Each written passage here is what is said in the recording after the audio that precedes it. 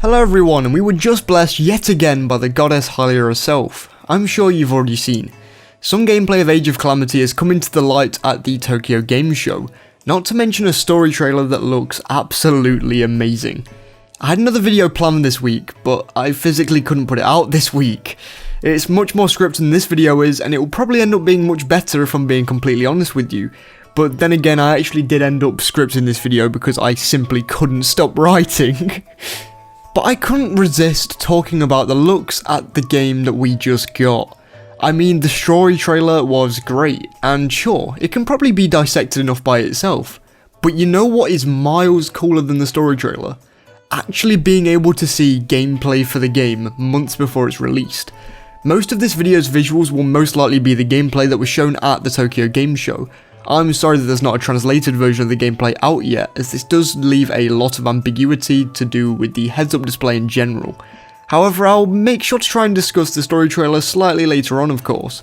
So, without further ado, let me talk your ear off about how goddamn cool this game looks. However, I do have a quick heads up for all of you watching. At the time of this recording, I have not seen the second little conference that Koei Tecmo Games are supposed to be putting on at the game show, so I'm not going to be referencing that one at all. I'm really sorry to get your hopes up if that is what you were hoping for. I just wanted to quickly get that out there, and obviously get my initial feelings out in the open. So then, first of all, Young Impa. She literally destroyed Twitter right after the presentation, and while I'm not going to go ahead and fail No Simp September, I know of a few people that failed hard, and one person in particular, Nehru. But let's talk about Young Impa's inclusion just very quickly. Paya was a very underplayed character in Breath of the Wild. Some of you may not even know that Paya is Impa's granddaughter. She's the character that you see with Impa a lot of the time in Kakariko Village. But enough about Paya, as the moveset for this young Impa is just unfathomable. I mean, just look at how cool these attacks look. We'll get onto Link and his moveset very soon, but seriously, if these are the moves that were accustomed to the Sheikah back when the royal family pretty much abandoned them, then I'm not surprised the royal family said they didn't want anything to do with them.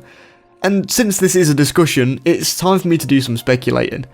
If Young Impa is officially in the game and has that sort of moveset, who else also has a kind of similar moveset? Probably Monk Mazkosha.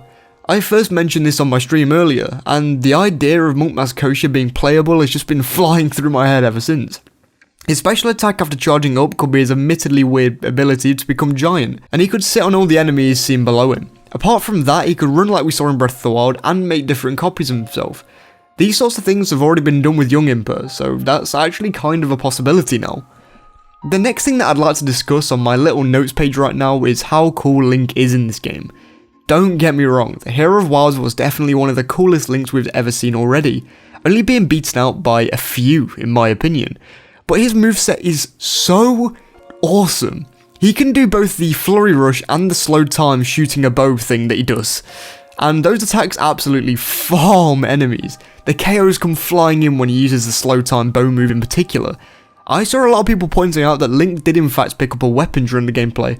Personally, I didn't see this as I'm dumb, but if that's true, then that does make a lot of sense. It's still Hyrule Warriors, which means that different leveled weapons are most likely going to be thrown at you, so that makes a lot of sense to me. But I am glad that weapons will still play a massive part in the gameplay of Hyrule Warriors, and if there is that adventure mode I keep praying for, I also hope that new weapons can be acquired through playing that. Another cool little thing that we weren't 100% sure of before the gameplay was if only Zelda will be holding the Sheikah Slate, and that does not seem to be the case. In fact, I'm pretty certain that we even saw Daruk use it in the main trailer for the day. But we also got to see an extensive look at Link using it, and while I don't think that we got to see Magnesis utilised, we did get to see Cryonis, Stasis and the Bomb Rune, and boy they look cool. That actually doesn't surprise me too much, and I feel like the Sheikah Slate being in use will always bring out some of the more cooler, futuristic sides of Breath of the Wild. As for the game itself, it looks gorgeous, and honestly, the game looks identical to Breath of the Wild graphically, which is all we could ever ask for from a game like this. The Bokoblin's death animations are amazing. The way the enemies died in the original Hyrule Warriors game did seem slightly weird to me initially, but I think over time you kind of just got used to them after stomping on so many enemies, but this game looks to improve on that sort of formula. The enemies die with a weird amount of humanity. They seem to actually stick around for a while before deciding to disappear into thin air or something. This next bit is entirely subjective, but let me voice my opinion just a small bit on this. The menus in Breath of the Wild were perfect, I really mean that. The sound effects when collecting something were magnificent, and for some damn reason, and I don't know why, Age of Calamity just keeps those sound effects in when you pick up an item, and it still sounds just as stunning. There are of course some other really cool things in the trailer. For example, the markers in Age of Calamity are the exact same as Breath of the Wild, and all of these different things being similar to Breath of the Wild makes this game even more enjoyable to watch. Plus, after many years of both this and Breath of the Wild being out alongside each other, it'll be very easy to recognise that these games are connected in some capacity. The HUD in general is very clean, and it really sticks out to me for some reason. It has that same aesthetically pleasing feel as Breath of the Wild did with health bars, and like I said, that works wonders for this game. Story-wise, we've not been given too much more to go off of, and I personally wouldn't want it any other way. The storyline being kept completely unspoiled to us thus far is a perfect way for a game of this amount of hype to go. And even if this game's story isn't great, I'll be forever thankful that the developers did decide to at least keep 90% of it a secret, kept locked away from us until release, or at least, you know, I hope so. Let me start to round off this video by talking a little bit about the main trailer itself. While I did really enjoy it, I do think that it just showed more of the same as the first trailer. And like I just said, I'm fine with that, but there were definitely still a few different highlights for me to pick apart. First highlight, Baby Sidon. No more needs to be said. There's actually a chance we can play as Sidon. That's enough for me. Number 2, Akala Citadel. This place is one of the coolest places to talk about in Breath of the Wild lore-wise, and eventually I may even do a video talking about the lore behind it on this channel.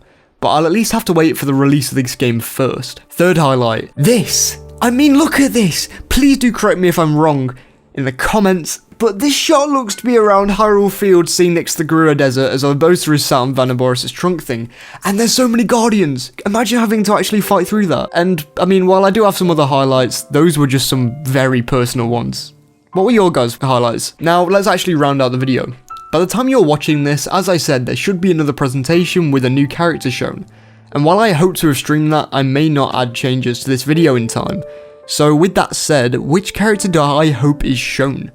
Well, I'm glad you asked. There are some big contenders, Baby Sidon, do I want to see some champions, and a few others. But I think I've said all that I need to in this video to pray that we are going to be able to play as the Great Sheikah Monk as Koshia. So I'll hope and pray that this prediction is right. I'll talk about the other presentation in the comments down below once it's done.